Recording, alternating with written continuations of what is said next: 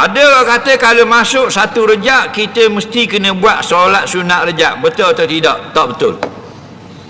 Yang betulnya setiap bulan kita disuruh membanyakkan amal ibadat.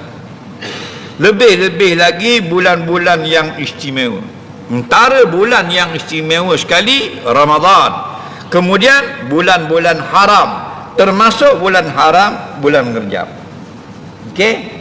Juna tidaklah ada kita khususkan, kita buat khususkan dengan mesti dengan salat. Amalkan apa saja amalan, termasuk berpuasa.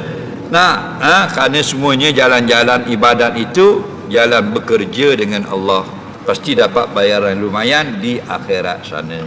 Ada orang dia tak puasa Rejab, dia sebanyak baca Quran bulan Rejab, alhamdulillah. Ada orang dia banyak sedekah, dia tak puasa, alhamdulillah dapat pahala dia.